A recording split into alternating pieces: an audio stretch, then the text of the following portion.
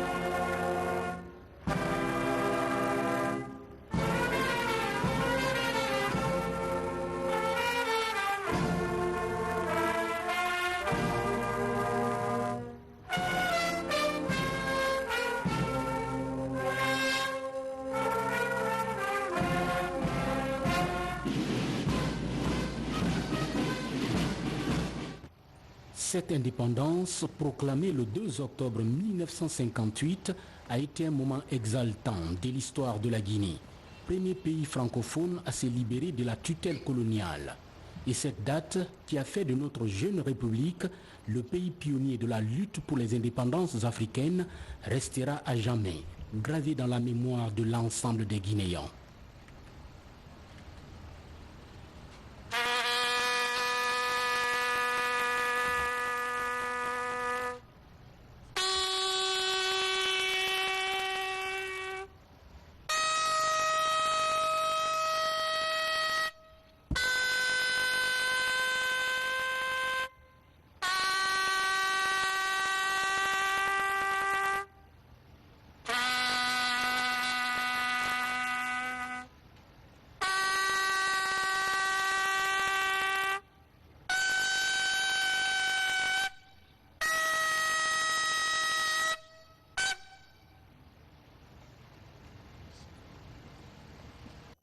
Après avoir rendu un vibrant hommage aux héros nationaux qui se sont illustrés pour l'indépendance de la Guinée, le président Alpha Condé souligne. Nous ne devons jamais oublier nos devanciers. Beaucoup de Guinéens ont participé à la Première Guerre mondiale, à la Deuxième Guerre mondiale. Mais surtout, ont lutté pour l'indépendance de la Guinée. Nous avons la fierté de voir que l'armée guinéenne a participé à la lutte de libération dans beaucoup de pays. Et nous savons très bien que le général Feu Général Conté, avant d'être président, dirigeait les troupes à Boké pour aider nos frères de Guinée-Bissau. Donc on fait la même chose pour l'Angola, pour le Mozambique. Il ne faut pas oublier que l'MPLA est né à Conakry, que l'accord entre Sékou Touré, président Castro et le président Nito a permis aux troupes cubaines de rejoindre l'Angola. Et aujourd'hui, depuis 2014, notre armée se bat vaillamment au Mali, à Kidal, qui est un désert que nous ne sommes pas des hommes du désert. Nous sommes fiers, aujourd'hui nous sommes au 5e bataillon. L'armée guinéenne, qui hier était crainte par la population à cause de certains comportements, est devenue aujourd'hui l'ami du peuple. En effet, l'armée est devenue une véritable armée républicaine qui participe aux activités économiques en même temps, que ce soit au niveau du génie militaire ou au niveau du génie rural. Mais nous allons renforcer encore l'action économique de l'armée. Le président de la République a enfin appelé les Guinéennes et Guinéens à se donner davantage la main surtout en cette période électorale, pour bâtir à l'unisson une Guinée forte et prospère, résolument tournée vers l'avenir.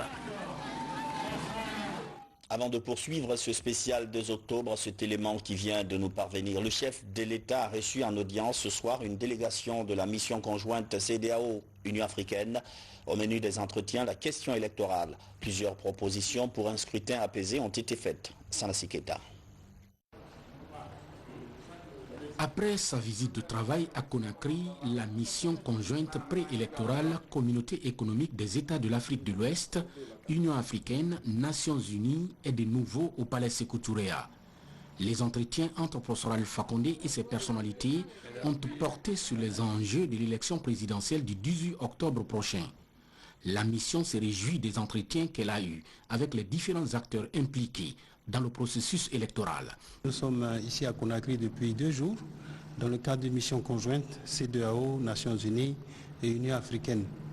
L'objectif de cette mission, c'est de manière solidaire d'accompagner la République de Guinée qui prépare une élection présidentielle le 18 octobre 2020. C'est une étape très importante. Et donc, depuis hier, nous avons été reçus en audience par son Excellence, Monsieur le Président de la République.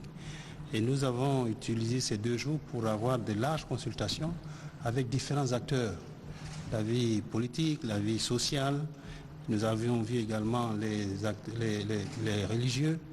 Et donc, au terme de notre mission, il était important de venir rendre compte au Président de la République les conclusions de nos travaux. Bien sûr, nous aurons une restitution de cette mission publique dans quelques instants, lorsque nous allons faire une conférence de presse pour donner le communiqué final. Mais il fallait quand même informer le président et lui donner la primeur de nos conclusions. Essentiellement, nous avons attiré l'attention sur le fait qu'il est important qu'il y ait des élections qui se passent dans un cadre paisible, éviter la violence et surtout que ces élections soient crédibles et transparentes. Nous avons noté les gros efforts qui ont été faits. Il y a eu beaucoup d'avancées dans la préparation de ces élections. Nous avons vraiment tenu à saluer tous les acteurs, mais remercier également le Président de la République pour tout ce qui a été fait pour que la préparation de ces élections se fasse et arrive à ce niveau. C'est un motif de satisfaction. Bien sûr, il y a eu beaucoup de préoccupations qui ont été indiquées par les acteurs sur les risques de violence, les discours qui sont susceptibles de créer de la violence. Et donc nous avons beaucoup attiré l'attention par rapport à tous les acteurs qu'il était important que la campagne électorale se déroule dans un cadre, dans un climat apaisé. C'est bon pour la Guinée, c'est bon pour la sous-région. Et donc nous avons également indiqué que la CEDEAO, avec les autres partenaires, nous allons accompagner la Guinée. Nous allons déployer des observateurs pour faire en sorte que ces élections, comme nous l'avons indiqué, se passent dans les meilleures conditions possibles. Donc c'est un ensemble de points que nous avons évoqués. Nous partons rassurés que la préparation est bien avancée, mais nous attirons l'attention sur tous les acteurs. Il faut que la tonalité baisse, qu'il y ait des langages de paix. Et puis aussi, il ne faut pas oublier que nous sommes dans une période de Covid. La Covid n'est pas terminée. Il faut également prendre ce facteur en compte dans l'évolution et la mise en œuvre de toutes les actions pour les élections, en particulier le jour du vote, la campagne et le vote. Donc ça également, c'est important. Et bien sûr, les questions de sécurité qui doivent être également au centre des préparations et de la réalisation de ces élections.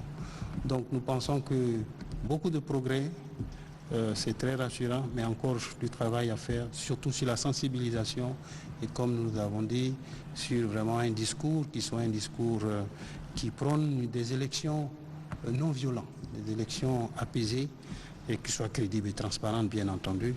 Et nous, au niveau de la CEDEAO, nous allons déployer des observateurs, comme je l'ai dit, pour accompagner le processus. Cette mission conjointe Communauté économique des États de l'Afrique de l'Ouest, Union africaine, Nations unies, rentre satisfaite de ce séjour de travail à Conakry, avec l'espoir surtout de voir se dérouler dans la paix l'élection présidentielle en Guinée. Rencontre avec le chef de l'État, la mission a fait le point de l'ensemble des recommandations au cours d'une conférence de presse en début de soirée. Nous y reviendrons.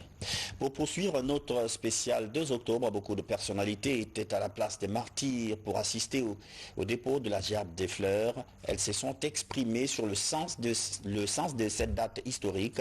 Tout le monde a dit son vœu de participer à la construction d'une nation forte et prospère. Je vous propose d'écouter quelques-unes de ces réactions. Recouvrer sa liberté signifie toujours quelque chose d'extrêmement important. Mais la date d'aujourd'hui me fait souvenir un moment où nos dévanciers, qui n'étaient pas des universitaires, qui étaient des simples agents de PTT, des instituteurs, des moniteurs, des instituteurs adjoints, qui ont pu réveiller la conscience du peuple guinéen, qui ont pu battre le colon dans son propre cadre juridique pour nous donner l'indépendance sans tirer un coup de feu.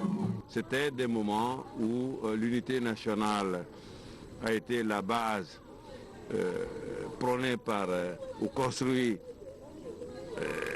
par ces dévanciers qui ont voulu utiliser l'unité nationale comme base de la constitution de notre nation, qui hélas a volé un éclat, et nous devons tout faire, toute la classe politique doit aujourd'hui, à l'occasion, se rappeler ce moment précis et retourner à ces valeurs qui sont les seules qui peuvent faire de la Guinée un jour un pays où il fait bon vivre. C'est le symbole de la nation. C'est une grande fête parce que l'indépendance a marqué le point de départ pour la construction de la nation guinéenne. C'est pourquoi que chaque année, tous les Guinéens doivent se retrouver dans l'allégresse, dans l'union d'idées et d'esprit pour magnifier l'unité nationale.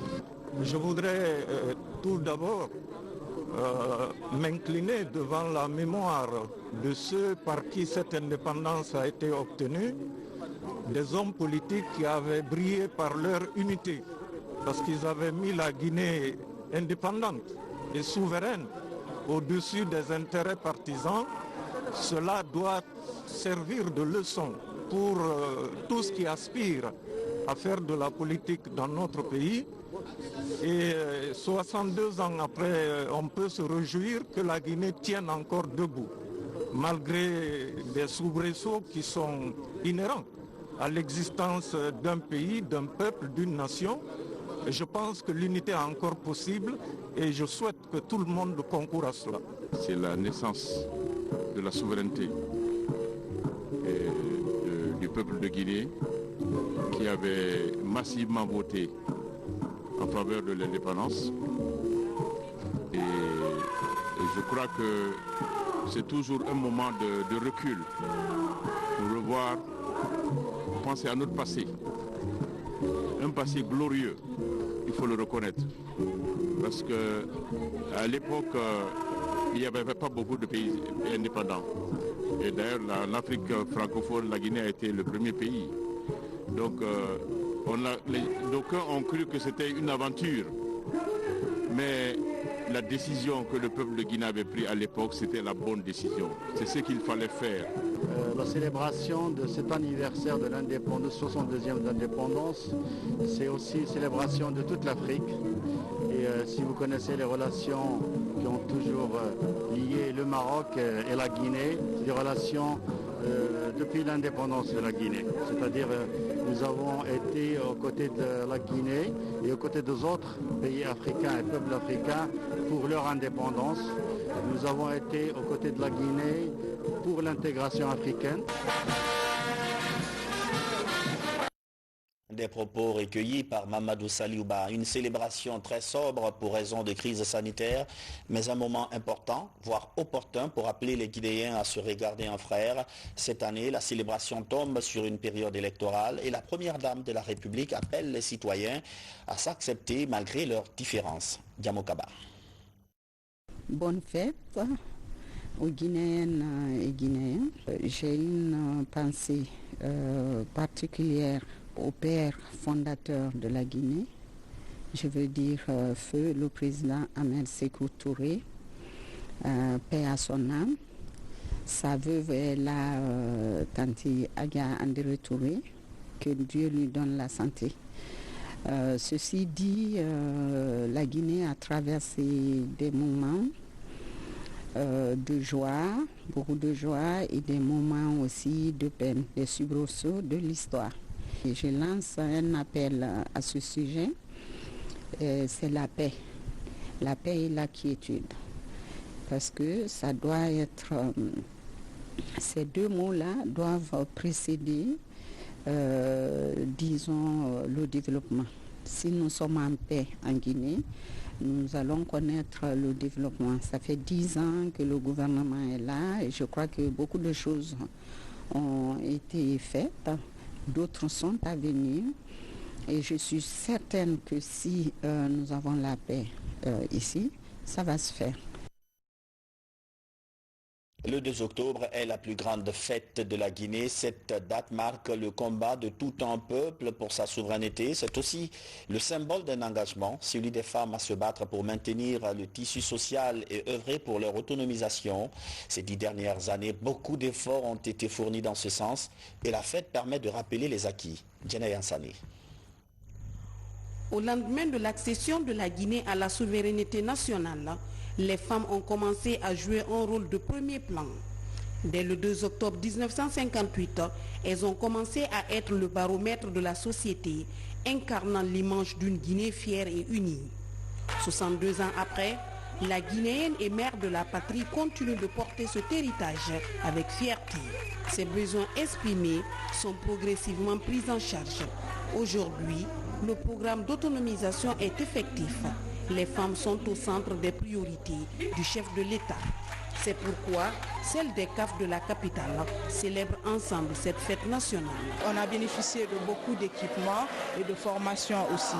Et je pense que dans les années à venir, il y aura un résultat concret et palpable qui sera ressenti. Déjà, on commence à le ressentir, en tout cas dans les centres et aussi dans les groupements. Il y a eu des formations qui ont été tenues dans la transformation des produits agroalimentaires et tous les matériels dont les CAF et les groupements ont bénéficié, ils ont reçu des appuis techniques et des appuis financiers. Depuis 2010, plusieurs efforts sont fournis en faveur des femmes. Des milliers de jeunes filles ont quitté la rue grâce aux différents programmes et projets conçus par le gouvernement. Aujourd'hui, beaucoup d'entre elles ont un métier.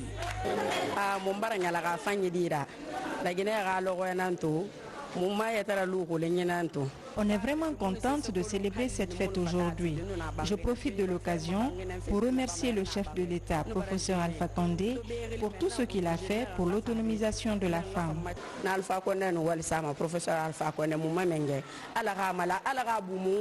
Cette fête d'aujourd'hui ne pouvait pas se passer sans que nous prenions regrouper les CAF, les apprenants des CAF, pour pouvoir faire une journée porte ouverte aux différents produits fabriqués ou confectionnés dans ces centres d'apprentissage et d'autonomisation des femmes. Lui, vraiment d'encourager ces apprenantes, de promouvoir les produits. Cette ambiance festive au centre d'autonomisation de Cameroun augure de lendemain meilleur. Le ministère des Droits et de l'autonomisation des femmes vient de signer un accord avec des partenaires pour la construction d'un grand restaurant au sein de l'établissement. La lutte pour la souveraineté nationale fut une conquête, une grande conquête. Oui, l'indépendance est une belle dame qui a été conquise.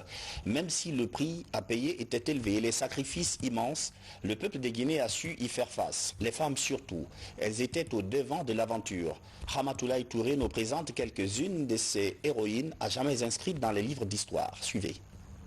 Les femmes de Guinée ont joué un rôle essentiel et déterminant dans le processus de l'indépendance de notre pays. Elles avaient une seule idée et une seule mission, c'était de dire non à la constitution proposée par le général de Gaulle le 28 septembre 1958. Le référendum donc, a eu lieu, on a préparé le référendum et le peuple guinéen a été fortement mobilisé. Et le président Sékou Touré communiquait beaucoup avec son peuple. Je crois que ça, c'est un gros avantage qu'il a eu. Communiquer beaucoup, il racontait tout au peuple, pour que le peuple comprenne. Il a dit donc que le 28 septembre là, que le peuple aille voter, mais que les gens restent très disciplinés. Parce qu'il fallait éviter les troubles. N'importe quel trouble pouvait mettre la chose. La République de Guinée a toujours porté avec allure et fierté le titre de pays des femmes.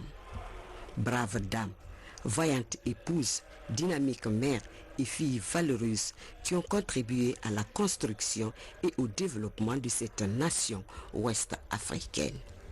La Guinée a connu dans son évolution sociopolitique des femmes de nom et de renom qui ont marqué d'une pierre indélébile son histoire singulière.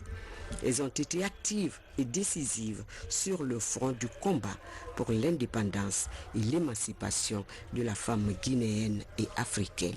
J'étais à l'école normale des jeunes filles, au château d'eau ici. On est venu nous choisir pour aller faire la aire d'honneur à Nouk là, pour la réception. Nous avons fait la aire d'honneur pour recevoir De Gaulle. Quand il est venu, il y avait la mobilisation parce que le président avait demandé une forte mobilisation. Tout le monde est sorti. Les femmes surtout. Les femmes étaient très mobilisées, très motivées. Elles sont sorties. On a fait une grande réception. Mais cette réception, ce n'était pas pour dire nous sommes pour la colonisation. C'était pour dire que nous voulons nous débarrasser de la colonisation. Aujourd'hui, leur histoire et le parcours méritent d'être connus et reconnus par la nouvelle génération. Ces pionnières ont permis à la Guinée de rester debout, solide et fière, en dépit de toutes sortes d'adversités que le nom historique lui a valu des décennies durant. Leur exemple doit inspirer la génération actuelle et celle à venir. En 1958, la diversité culturelle et politique s'est révélée être un atout pour le combat. De jeunes leaders ont mis bout à bout leurs différences pour remporter la bataille de l'indépendance. Au sommet de la chaîne, le camarade Ahmed Sékou Touré, grand orateur et visionnaire, il deviendra le premier président de la Guinée indépendante. Nabi Kamara.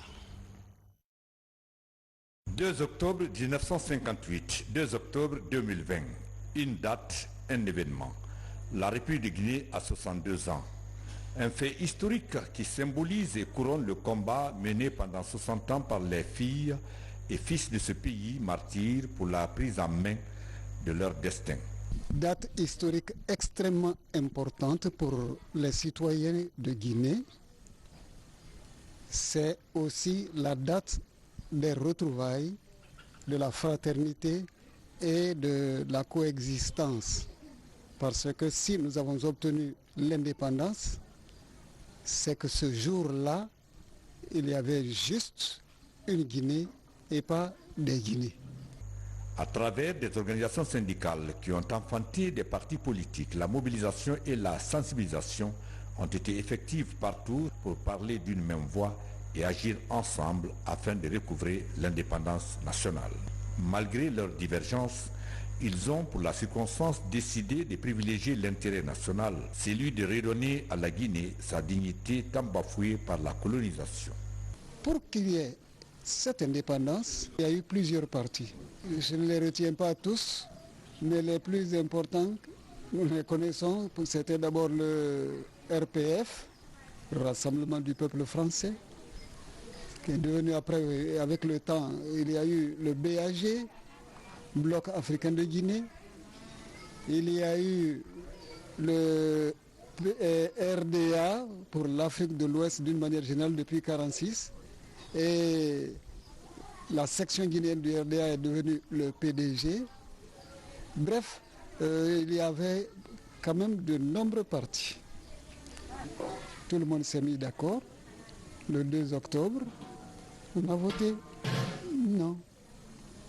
Et le 2 octobre, même si ce n'était pas la date de la proclamation de l'indépendance, mais c'était vraiment la date de la libération de la Guinée. Plus de 60 ans d'indépendance, les Guinéens sont fiers de célébrer la plénitude de leur liberté.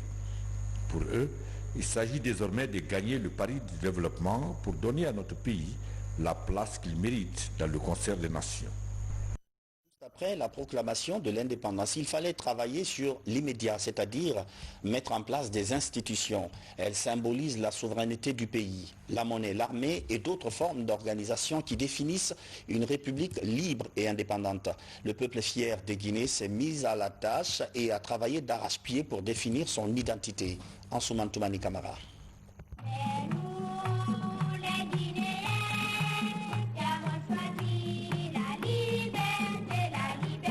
La République de Guinée, premier pays francophone d'Afrique à recouvrer sa liberté. En 1958, le tout premier symbole de la jeune nation indépendante a été l'incarnation sur une carte de ses frontières terrestres et maritimes, bien que issue de la fantaisie coloniale. Ce bornage colonial offre à la Guinée 3399 km de frontières terrestres et 320 km de côtes maritimes. Dans cet espace frontalier, la Guinée, comme tout autre État, construit au fil des ans son identité nationale. L'histoire singulière de cette nation fière dans un espace géographique se reflète dans le choix d'un étendard emblématique. Dès le 2 octobre 1958, les acteurs de l'indépendance optent pour le rouge, le jaune et le vert pour incarner la diversité, l'essence du sacrifice et les richesses exceptionnelles du 9e pays indépendant d'Afrique. Ce drapeau est composé de 3 bandes verticales et magnifie la dignité retrouvée à travers la liberté nationale. Constituée d'armoiries du pays et adoptée dans sa forme actuelle en décembre 1997. C'est la 4e version des armoiries adoptée depuis l'indépendance. Son motif central est un blason dans lequel vole une colombe d'argent portant dans son bec une branche d'olivier. L'écu, resté inchangé, est d'argent doublé à la base d'une bande à 3 pales. Il est posé sur un listel sur lequel est inscrite la devise nationale « Travail, justice, solidarité ». Les armoiries expriment également la vocation première du pays. Après l'éléphant, symbole du PDG RDA, le fusil et l'épée de l'armée, la Guinée opte pour la colombe dans son écu pour exprimer sa volonté de médiation et de solidarité envers les nations en difficulté. Et de 1958 à nos jours, les différents chefs de l'exécutif guinéen ont fait preuve de cet engagement de promotion de la paix dans le monde. L'autre attribut quotidien fort et parfois oublié est le billet de banque. La Guinée est contrainte d'émettre et de maintenir sa propre monnaie de 1960 à nos jours. Le franc guinéen de 1960 à 1972, puis le Cili de 1972 à 1986 et retour au franc guinéen depuis 1986. Jusqu'ici, la Banque centrale incarne fidèlement ce parcours d'une nation qui sait s'assumer conformément à la volonté politique et la réalité économique.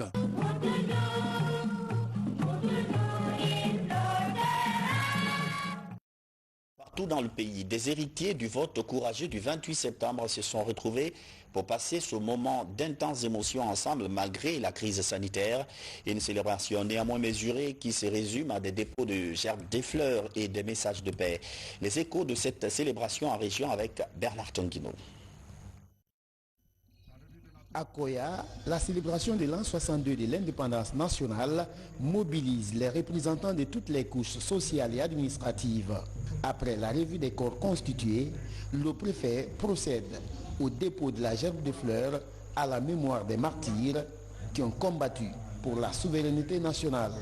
Comme on a eu notre indépendance par le vote, par les élections, dans quelques jours encore, nous allons être confrontés encore à une autre élection. Chaque élection a son enjeu. Nous voulons demander encore une fois de plus à nos forces de défense et de sécurité d'être vigilantes. Le peuple de Guinée va choisir qui il veut dans la paix, dans la quiétude sociale, dans la fraternité. Située à 150 km de la capitale, la ville de Kindia célèbre la fête du 2 octobre sous le signe de la paix et de la concorde nationale. Le gouverneur de la région et le préfet ont déposé la gerbe de fleurs devant la stèle des martyrs, un acte symbolisant la reconnaissance des œuvres de tous qui sont tombés pour la patrie. Nous disons merci à Dieu, merci à nos dévanciers. Nous avons déposé les fleurs pour le repos de leur âme. Je dirais d'abord que je suis fière d'être guinéenne. La fête anniversaire aujourd'hui nous rappelle tout ce qui s'est passé. Nous ne rentrerons pas dans l'histoire de l'indépendance, mais nous savons ce que la Guinée a joué comme rôle pour l'indépendance de toute l'Afrique.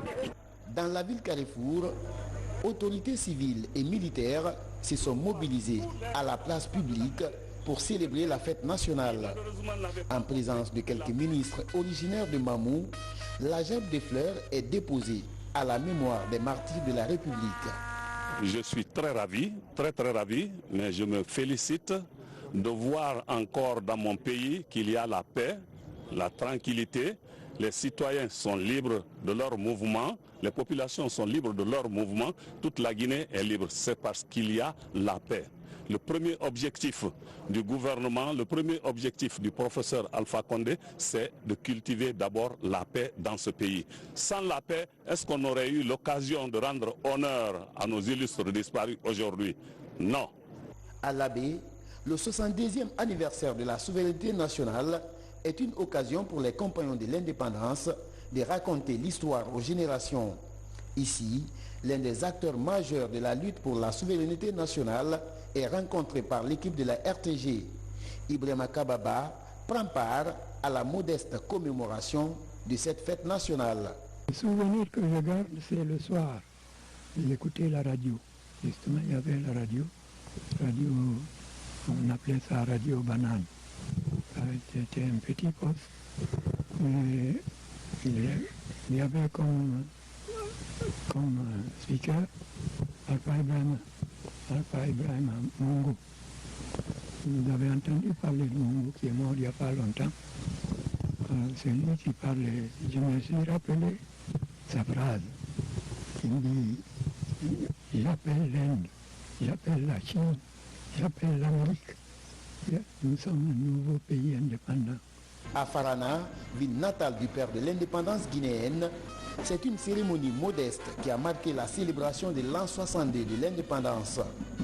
Devant les corps constitués, cadres et notabilités, les autorités locales procèdent à la montée des couleurs avant la pose de la gerbe de fleurs à la mémoire des artisans de l'indépendance. Nous célébrons la brillante fête, notre pays s'achemine vers les élections présidentielles le 18 octobre 2020. À cet effet, donc c'est le lieu et le moment opportun pour moi d'associer les labradors de la population, toutes couches confondues, de la région de Farana à la culture de la paix, la cohésion sociale, l'unité de tous ses fils, si cher au président de la République. C'est à ce prix seulement que le processus électoral en cours se déroulera dans un climat apaisé, dans la tolérance et le respect des règles démocratiques pour un résultat accepté de tous. À Cancan, la note musicale de la Numba du camp Sundiata a retenti ce vendredi à la place publique. La commémoration du 2 octobre, jour de l'indépendance, est présidée par le ministre de l'administration du territoire et de la décentralisation, originaire de la région. Les troupes sont passées en revue et la gerbe de fleurs est déposée pour honorer la mémoire des combattants de l'indépendance. La signification profonde de l'indépendance guinéenne se passe de commentaires. C'est pourquoi nous devons être fiers. Et dans quelques jours, nous allons encore venir à l'élection du président de la République au niveau de la 4e République de notre pays. Je voudrais vous souhaiter à toutes et à tous une très belle fête anniversaire dans la paix, dans la quiétude et dans l'unité nationale. Je vous remercie. À Zérékouré, capitale de la région forestière, le 62e anniversaire de l'indépendance est commémoré dans le strict respect des mesures sanitaires liées au Covid-19. À la place des martyrs, pas de grande mobilisation, mais des messages forts pour l'unité nationale et la cohésion sont lancés après le dépôt de la gerbe de fleurs. 62 ans de vie, 62 ans d'indépendance, 62 ans de combat pour la prospérité, pour le bien-être du peuple de Guinée. C'est l'occasion pour moi de rappeler les uns et les autres que nous avons l'impérieuse nécessité de nous donner la main, de resserrer les rangs. Et cette compatriote qui malheureusement n'aura pas pu prendre part à la fête aujourd'hui, Madame Marlia Toubari, a été rappelée à Dieu le 26 septembre dernier. Le président Alpha Condé a tenu à rendre un hommage mérité à l'une de ses conseillères. C'était au Palais du Peuple. Sanassi Keita. Marlia Toubari, ministre conseillère à la présidence de la République, tire sa révérence. C'était ce samedi 26 septembre 2020 à l'hôpital de l'amitié sino-guinéenne. Parents, amis, proches et collaborateurs de l'illustre disparu étaient ici, au Palais du Peuple, ce vendredi 2 octobre 2020, pour lui rendre un dernier hommage bien mérité. Je dois d'abord présenter mes condoléances à toute la famille Bari. Avant d'être ma collaboratrice, Mal a été une grande amie depuis Dakar. Elle était à Washington lors des premières élections présidentielles. Elle est venue devant tout le monde. Au lieu de prendre les deux bulletins, elle a pris ostensiblement mon bulletin et elle l'a mis pour que tout le monde voit qu'elle a voté pour moi. À un de mes voyages à New York, elle est venue de Washington à New York. Hier, je voudrais que tu ailles rencontrer Kassoui. Il dit à moi, je n'ai pas le temps maintenant. Il dit, mais tu te fous de moi. Moi, je vais conduire de Washington jusqu'à New York, toi, tu ne viens pas. Donc, j'ai été à New York rencontrer Kassoui. Depuis cette époque-là, partout où elle va, que ce soit Lomé, que ce soit Ghana, n'importe où, elle expliquait qui j'étais et elle défendait mon programme. Sa sœur Ami Touré me disait avant-hier que c'est Mali qui lui a dit en 2010, il faut que nous apportons notre soutien à Alpha. Donc, nous avons d'abord des amis. Ensuite, je l'ai mis sur le programme de Chine. Quand je devais faire mon voyage officiel en Chine, j'avais décidé d'aller dans la province du président Xi Jinping pour rendre hommage à son père. Donc il m'avait dépensé. Ensemble, nous avons été poser les gerbes de fleurs devant la statue du père du président actuel. Ensuite, nous sommes partis dans son domicile. Comme je connais bien l'histoire chinoise, j'avais fait faire par des artistes guinéens la photo de son père et de lui et de ses sœurs. Et quand nous sommes partis chez eux, on a vu que la maison familiale avait été transformée en musée. Donc ce que nous avons envoyé, ils l'ont mis dans le musée. Donc, elle a servi d'intermédiaire entre nous et cette province. Et régulièrement, il y allait. Et toutes les relations avec Sino-Hydro passaient par elle. Parfois, elle avait des problèmes, parce qu'une fois, elle s'est foulée la jambe. Ce qui est important d'abord, Mal a une forte personnalité. Elle n'est pas dans les mesquineries, elle ne s'occupe pas de ce que les autres racontent. Elle n'est jamais rentrée dans des histoires, c'est-à-dire médire une femme. Elle faisait ce qu'elle voulait. Elle ne s'occupait pas de ce qu'on pouvait penser d'elle. Elle avait une totale indépendance. Donc,